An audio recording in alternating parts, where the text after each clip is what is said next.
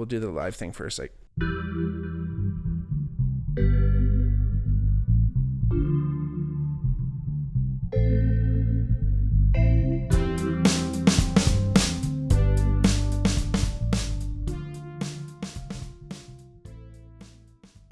hey everybody, welcome back to the Bigmark podcast. It's me, your host, Bigmark.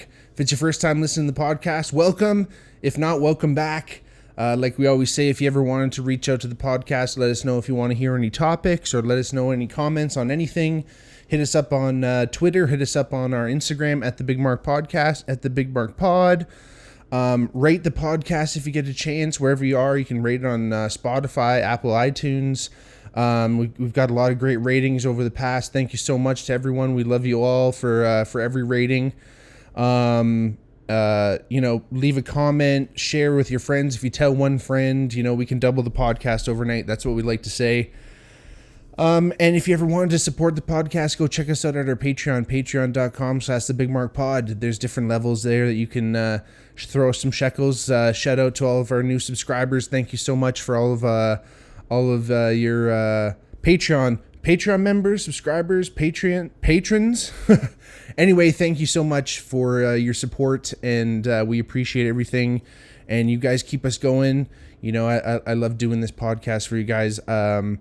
And I want to keep it going. And it's funny, the other day I was just thinking, man, there's a lot of fucking topics that I cover, and it's like, am I alienating people? Am I, what is this, essentially, is it too broad? But at the same time, I said at the beginning, this is kind of a little look into the mind of Bigmark, and, I'm into a lot of different things, and, obviously probably looking at the title of the podcast, you might have been like, what the fuck's he going to talk about? Fucking Pokemon. And I'm like, you know what? We're going to get into it. We're going to get into a little bit of history. We're going to talk about the games. We're going to talk about the cultural impact. The more research I did on this today, the deeper it went, the more memories that came up. It was just tremendous. And it's kind of one of those things where I was like, oh, this is kind of interesting, because it's funny. I was just doing some cleaning around here, and I found my old Game Boy SP, and I had a few my Game Boy Advanced SP, I should say, for all my fellow nerds out there. And I had a bunch of games, and one of the games was Pokemon Sapphire, which I had started again in my adult life, like not too long ago, but just kind of got bored of it. When I was a kid, I played the hell out of it. So I think that one came out in around 2003, Pokemon Sapphire. And I was playing it, and it was funny. It's almost like an early look into like behaviors and stuff. Like I was practically addicted to it, just getting after it. The game's obviously built on reward and all that kind of fun stuff, but it is a time waster, because I just played a couple games here and there, and man, oh man, the time just fucking flies. So super cool. But just kind of like sparked that whole idea of doing the podcast.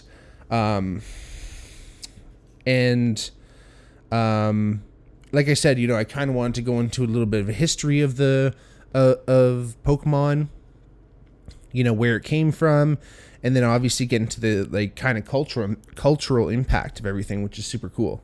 So a little bit about the history of Pokemon.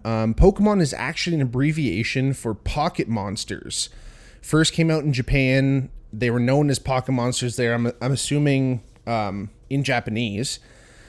And it was founded by the Pokemon Company, which was actually created by Nintendo, Game Freak, and Creatures, which Game Freak and Creatures, and obviously Nintendo, are all video game developers. So they're the ones that kind of came up with this. It started as a video game, so that's where it kind of first came out.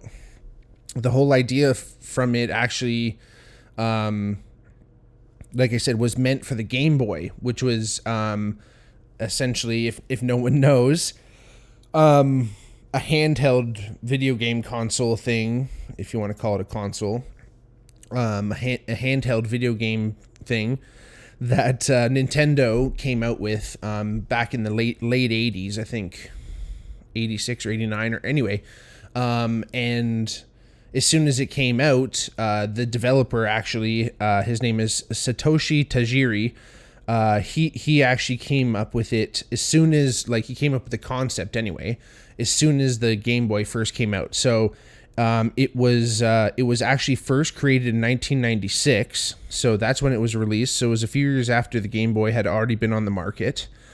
And for people who've never heard about Pokemon, that is, essentially the story is centered on fictional characters called Pokemon. And in Pokemon, humans, known as Pokemon trainers, catch and train Pokemon to battle other Pokemon for sport. So again, you're kind of, I guess it's a role-playing game. See, it's funny, I've mentioned this before. I always say I was never really into video games. I guess this is a video game that I was kind of into. And, it's kind of one of those things where it's fairly old technology. So when they kind of created the gameplay, it's based on that older Game Boy technology. So they weren't really pushing the boundaries of, graphics and all that shit. So again, when you're playing it, there's a simplicity to it, but that's, I think, probably why I was drawn to it. Some of these games that, they're trying to make things seem as realistic as possible. It's like, well, it's still, at the end of the day, it's not realistic. It's a game. So, Mario, for instance, any type of Mario game, I think really leans into that concept that it's just a game. It's obviously fake. Like, anything can happen. Anything, it defies physics and defies like all types of shit like that because it's a game and you need to learn those constraints and play within those games. So I think that's tremendous. And, Pokemon is kind of still from that classic game. Obviously, as the years have gone on and the gameplay has become more sophisticated, obviously, there's more to the games now. But again, just the whole idea of, you catch a Pokemon, which they vary in ability and different things, and each Pokemon kind of match up against each other in a specific way, and they have advantages and disadvantages towards each other. And there is this sense of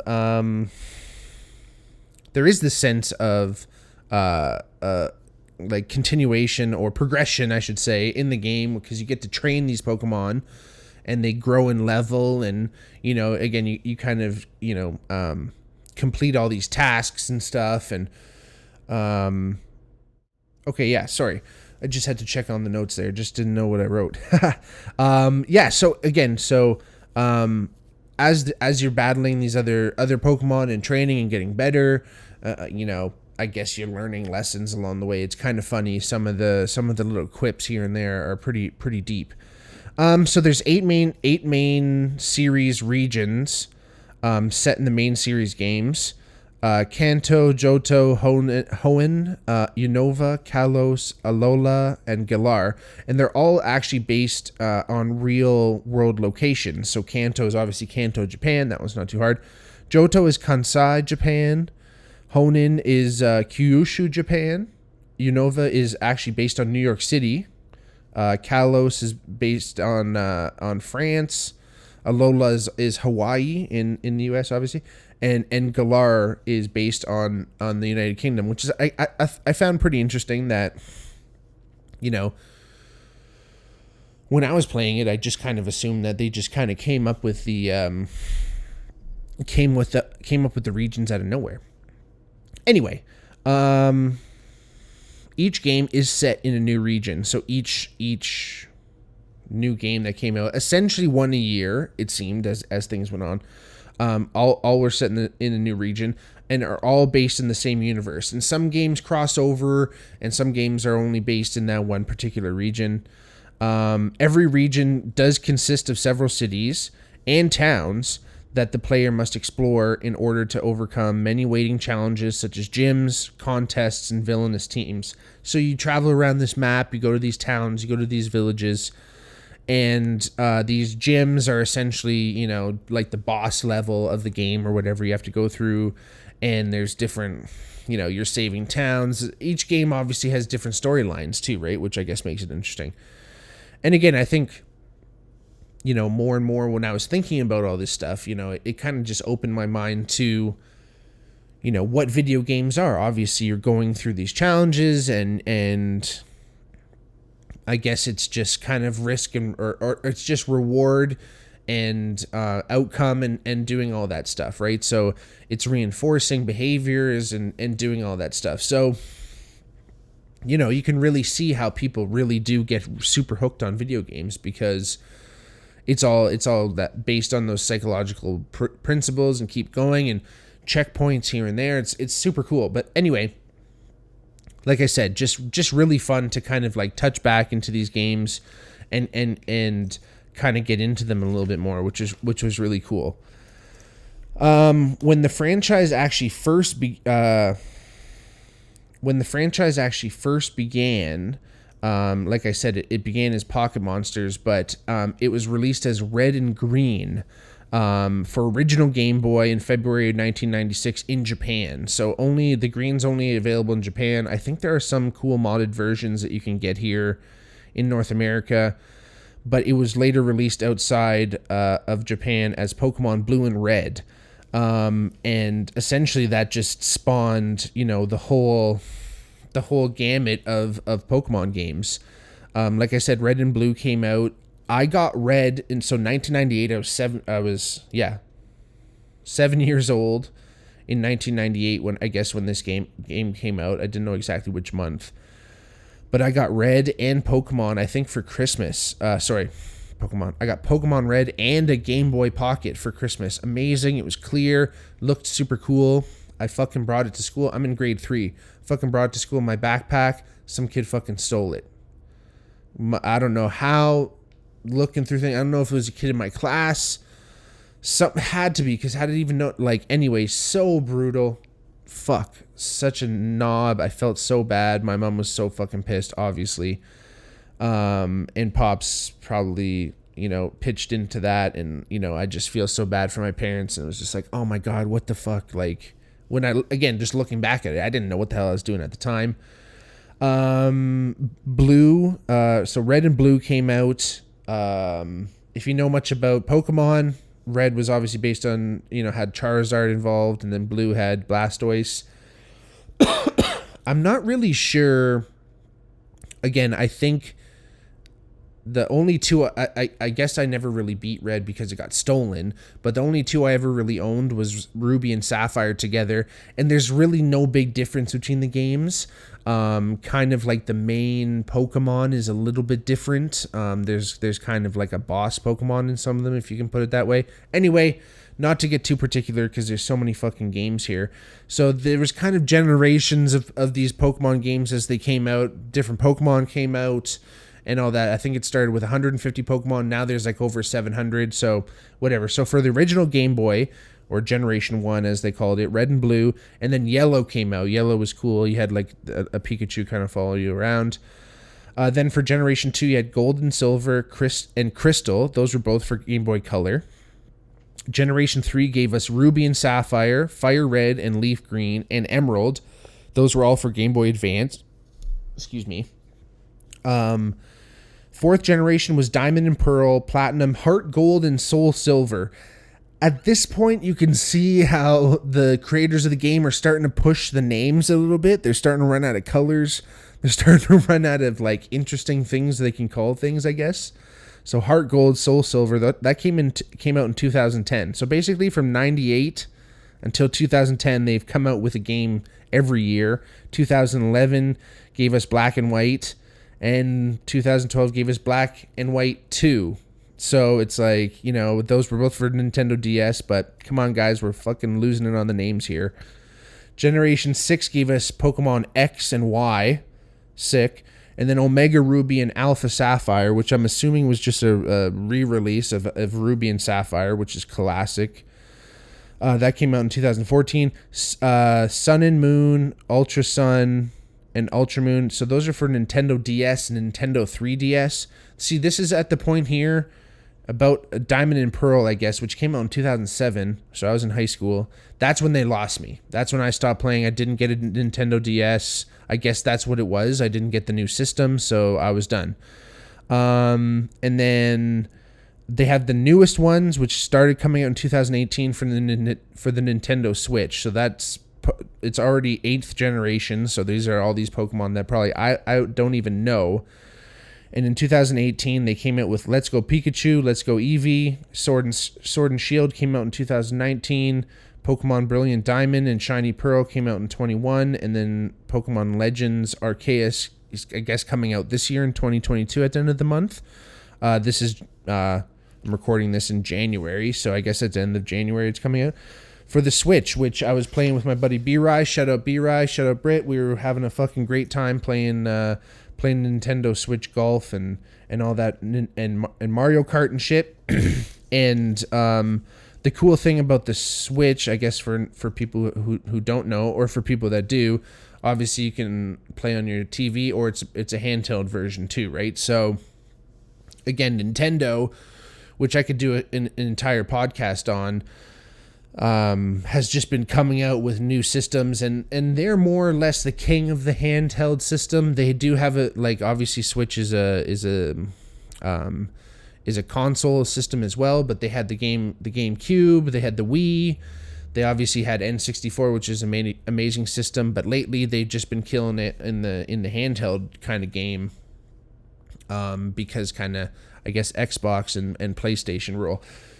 I always feel like I'm kind of speaking out of turn in this whole realm of games, right? Like, you know, I guess I say that I'm not really into it, but, you know, it's really interesting. My best friend growing up was super into gaming, and you know, I used to actually just like enjoy watching him play. It was kind of like live action Twitch, where, you know, I'm kind of like, you know, watching someone play a fucking game, which seems kind of pedestrian. But, you know, you're going with them, you're asking questions if you can, and, you know, you're figuring it out. I thought, you know, pretty cool. Anyway, those are all those games there. In 1998, so when they first came out, Nintendo spent $25 million promoting Pokemon in the States. They partnered with Hasbro, KFC, and others, so I guess KFC was giving away toys, like, in their kids' meals, I guess, shit. And then Hasbro was also making the toys, and I believe that they were involved in making the cards as well. Anyway, Nintendo actually initially feared that Pokemon was too Japanese for Western taste, but Alfred Kahn, the CEO of 4Kids Entertainment, convinced the company otherwise. So him and Thomas Kenny, who convinced Alfred that it would play with Western audiences. Shout out to those guys big time, because I don't think anyone would know what Pokemon is if it wasn't for those guys. Pokemon is actually estimated to be the highest grossing media franchise of all time, making $109 billion. $109 billion. And the top 5, so obviously Pokemon's number 1. Number 2 is Hello Kitty, which came out in 1974. And that's $88.5 billion. So that's only 88.5 to Pokemon's 109. Pokemon's only been out since 96, let's give them. So look at that. Mickey Mouse, the franchise of Mickey Mouse, aka fucking Disney, is $89.2 billion, which came out in 1928. Winnie the Pooh, classic, you know, shout out Winnipeg, shout out Canada. Came out in 1924, is $82 billion. So I'm assuming over these years, this is how much it's accumulated. So it's obviously given it a lot of time. And obviously coming in at 5th is Star Wars in 1977, only at $69.4 billion. That actually surprised me a little bit. But again, Pokemon smoking everybody as the highest grossing media franchise. Amazing. The Pokemon video game is 4th best selling. The Pokemon video game is the 4th best-selling video game franchise of all time. It falls behind Mario at number 1. Obviously, every Mario, Super Mario, all the different iterations. 759 million copies sold. And I guess that's digital downloads too. Tetris comes in at 2nd, 495 million copies. Amazing. I guess they've had a long time to sell. They were probably fucking huge in the 80s and 90s and stuff. Call of Duty is 400 million copies, so that comes in at 3rd. And like I said, Pokemon came in at 4th. They sold 380 million, so not bad. They're in a close 4th. And they're ahead of Grand Theft Auto, comes in at 5th at 355 million copies sold. Amazing.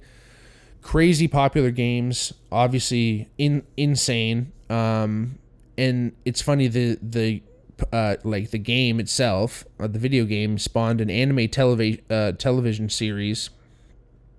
Or I should say, Pokemon the game spawned an anime television series that has become the most successful video game adaptation of all time. Had over 20 seasons and over 1,000 eps in 183 countries. Amazing. I love that show. I used to watch it all the time. They made 23 animated films. The first film is probably, in my opinion, is the best. I mean, I haven't even seen any other ones. So what the fuck am I talking about? But the first film is amazing. So if you've never seen it, Mewtwo Strikes Back. Honestly, it's all Pokemon, but it's a heavy-duty story. You know, it talks about, you know, how you know, different people are treated. Anyway, it's just like tremendous. It's almost like a race commentary, really, at the end of the day. But you know, you wouldn't think a children's program is going to take crazy leaps, but it's amazing. And then they also made a live action movie, Detective Pikachu. I never actually saw that. That came out in 2019. That was an interesting. That's like almost during the resurgence of things. I'll kind of get into that a little bit more. The Pokemon trading card game. So that's another big part of Pokemon. Arguably just as big as the video games, in my opinion.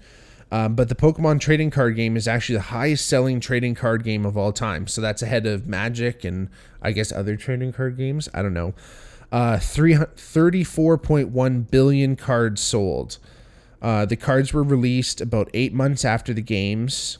You could buy packs in stores, comic book stores, from comic book stores to to corner stores, convenience stores used to sell them. I remember going, and there's this awesome comic book store used to be in, it might still be there, I hope so, but in Westdale, there was this awesome comic book store. You could go in, grab a pack. The packs weren't much. They were like $5. So again, it was very accessible. A lot of people had them, but, when they were out, it was so crazy. Stores started selling fake ones, and you could tell, like, even as a kid, you could look at them and be like, man, these are fake as shit. So it was really funny. Like, even as a kid, like in elementary school, going over this stuff and seeing like, dude, what are you doing with these fake ass shits? Like, it's these weird little hierarchies that develop it as children. And, you know, you can like play a type of game with the cards, but we never really played them. Sometimes we would physically trade them, but it was almost one of these things you just come in and you kind of show them off and then you go away. Honestly, fascinating elementary school fads as they came and went. Yo-yos and Beyblades and fucking different shits like that. Like, crazy how they kind of came and went. We had 2 phases of yo-yos in my elementary school. They came out when I was like in grade 4. Everyone had one. Then they went away, and then in grade 8 they came back and everyone had one. It was like, it was so weird. Again, I'm gonna come back to that theme. Keep a close eye, everybody.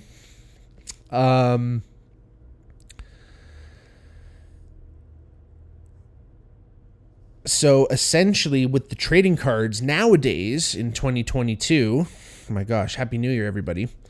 In 2022 now, a lot of the people, a lot of the kids that were into them at the time, they're now grown up, and you know, myself included, we all have dispensable income now, and people got stimulus checks. So there's been this big resurgence in this interest in the trading cards. And I remember when they first came out, we did keep the cards, knowing essentially that someday they'd be collectible. That's what I did anyway. I held on to them. In fact, my dad actually gave me some really cool cards that a friend of his sold to him. And again, it's like, these trading or these cards are collectible. They have huge shows. People go all types of different things. I have Batman ones. I have Nightmare Before Christmas ones. Really cool cards. But again, it's kind of like you have the whole deck, and like, again, it's a collectible. There's so many different stamps. Fucking those little dolls with the big heads. People collect all types of shits. So when this Pokemon shit was going down, people kind of had a feeling that someday it was almost like Beanie Babies. People knew someday that they're going to come back and people were going to be really interested in them. And now's the time, it seems. And like I said, it's all those people that are now grown up and they're going back for that feeling of being a kid again, it seems. Influencers like Logan Paul are now exposing or reintroducing many people to the hobby. In 2020, Paul actually paid Gary King Pokemon Haas, who's an avid collector, $150,000 for a first edition Charizard.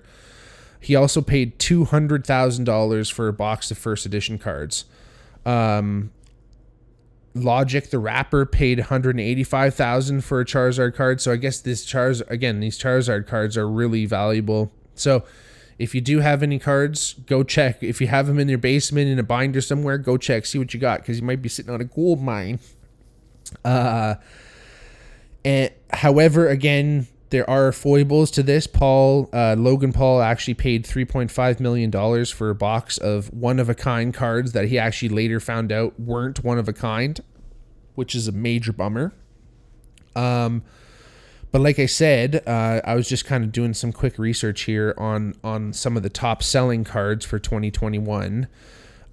So a Crystal Charizard Holo Skyride. So these are very specific names. So if you have something like this, obviously in mint condition, you don't want to have any blemishes or anything like that. But that'll fetch you $25,100. Not Brad. A Chansey number 3 first edition Shadowless base set. So a Shadowless base is the cards have like a yellow border around the picture. If there's no shadow under that yellow border, that means it's shadowless. So again, if you're looking through your cards, that's one thing to look for. So that Chansey will fetch a pretty penny at $36,877. Not bad. A Blastoise first edition shadowless base, $45,100. So not bad. Look for that Blastoise. A Lugia first edition Neogenesis. I guess it's a different type of card. $144,300. And the top selling card again is that Charizard first edition shadowless for $369,000. So I guess Paul got a fucking steal for his at $150, because $369 is a fucking nice chunk of change.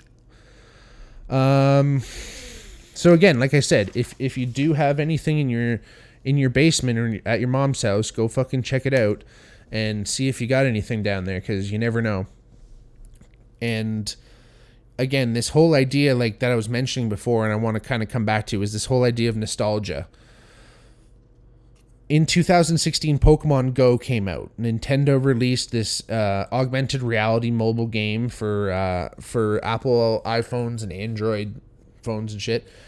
And I think they were perfectly tapping into this whole idea of nostalgia. It came out in 2016, so all the kids that were my age that were, 5 years old in 1996 were 25 in 2016. So, got people are older, getting jobs, thinking about these things, and this is when people were starting to go, okay, let's start trading these cards again. And then obviously the games had kept coming out, but I wonder how popular they were kind of with the older generation, again, kind of with differing game consoles and everything. But essentially this Pokemon Go game used GPS to locate, capture, train, battle battle virtual Pokemon which appear as if they're in the real world. So essentially, you're playing the game of Pokemon in real life. Augmented reality, essentially, if you've never heard of it, allows you to look through your phone and view the real world, real reality, and it'll show you Pokemon there. It'll change the whole view just by looking through your screen, which is a very interesting concept. It's kind of like halfway between virtual reality and obviously real reality. It's augmented reality. So when Google released those Google glasses, they kind of were a little bit ahead of the game as far as using this augmented reality technology. It could become the new wave. Again, there's Black Mirror episodes where people have kind of techno contact lenses, but if we were able to have a lens or something, even an audio implant, ocular implant, or I guess what Elon Musk is talking about with these neural links, is that we could still, carry on our day-to-day life, but have a completely augmented reality where, whether it's a complete overlay and we're just kind of living through this weird simulation whilst still interacting with real people in real life, or there's just certain things. Again, the technology is very young. If we're only looking through the screen that we're holding, it obviously only shows. So, you point your phone at a certain area and there's a Pokemon there, you try and catch it.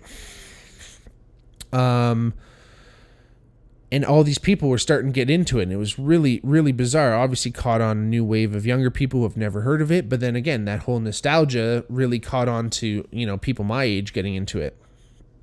It was the most used and profitable app of 2016. There was over 500 million downloads just in the first year. I will fully admit I was not one of those downloads. I did not download it. I thought it was really dumb. God bless everyone who did it. Go for it. I thought it was, it's very, very cool technology. It's the whole game is obviously credited with popularizing the location-based and augmented reality technology.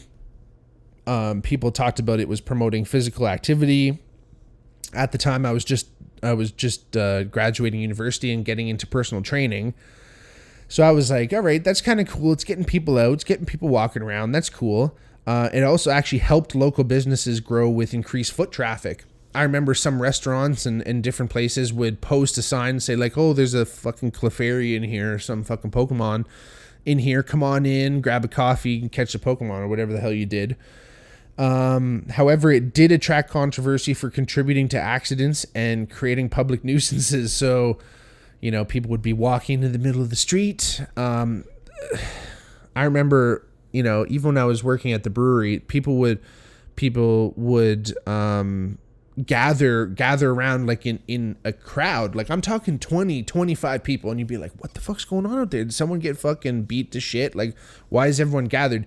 And they're all just playing Pokemon Go.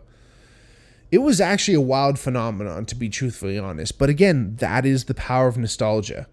The trading cards, the movie coming out with Ryan Reynolds was in it, for fuck's sakes.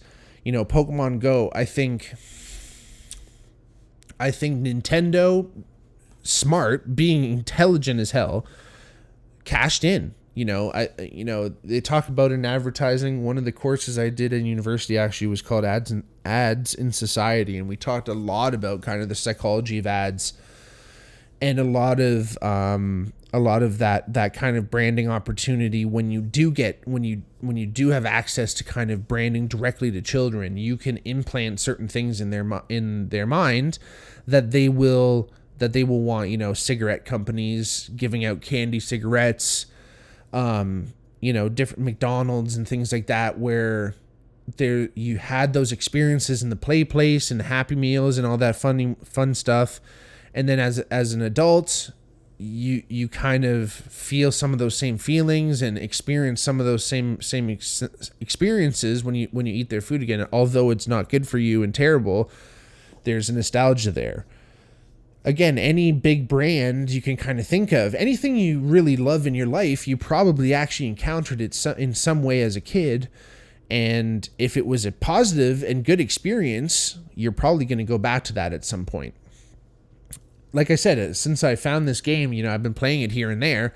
It's fucking fun as hell. It reminds me of being a kid. I'm reminded of some of the different things, some of the different sounds, even though it's been years. Like, again, I think I picked it up for 20 minutes in my adult life. But when I was a kid in 2003, when it came out, I was 12. I fucking played this thing major all the time. So it was really fun. So, it's been like, almost 20 years since I played it for real. So, again, shout out to Nintendo for still having a little game console thing that still works amazing and still holds the battery and shit. There's people out there selling games and stuff. It looks like Pokemon games. Actually, another thing too, if you have in your basement that you don't want to have anymore, sell your Pokemon fucking Game Boy games. Some of them are selling for like $100 used.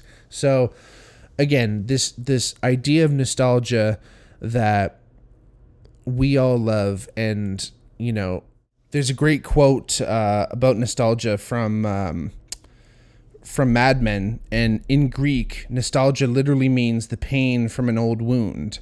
It's a twinge in your heart, more powerful than memory alone. This device isn't a spaceship, it's a time machine. It goes backwards and forwards. It takes us to a place where we ache to go. And he's talking about the Kodak film kind of carousel thing. And that's the thing about these items.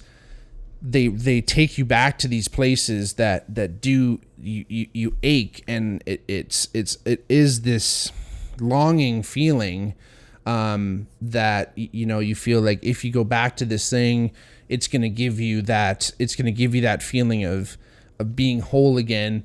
And like many things in life, maybe it does, maybe it doesn't, right? And I think a lot of people kind of go back to things and they think, and they romanticize, and hindsight is 20/20 and all that stuff. So you can always look back at things, and it's even funny with movies as a kid and TV shows and rewatching things as an adult now. It's a dangerous game because some of these things that you hold close to your heart or you love as a kid, you watch them now and maybe they're not funny, or maybe they're, God forbid, fucking offensive these days. And you're like, oh man, what was I doing?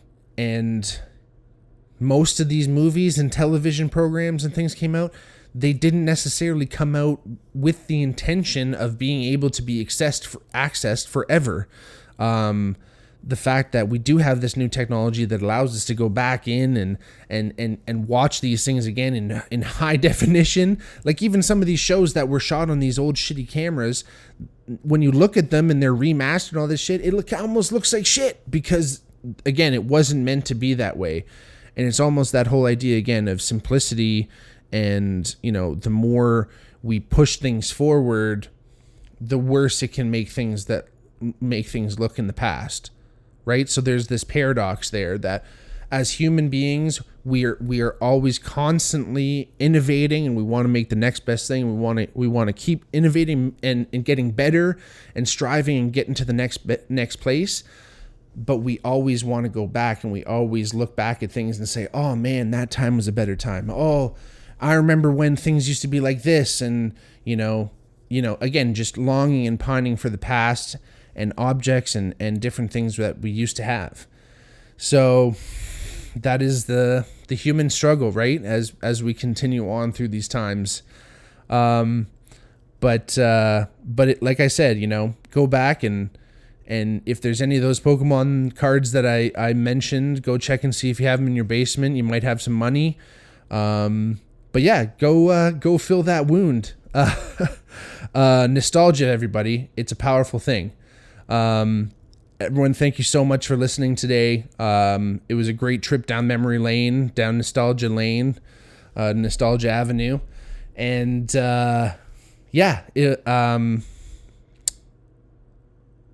it's one of those things where, hopefully this is a podcast really, truly that I want to hear from everybody on.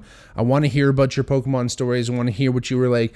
I wish my boys, Jack and Christian, were here because I want to hear about their experience with it, right? In a younger generation, kind of growing up with it in a totally different, in a different light. But anyway, reach out to the podcast on our Twitter, on our Instagram, at the Bigmark Pod, at the Bigmark Podcast. You can DM us on there anytime.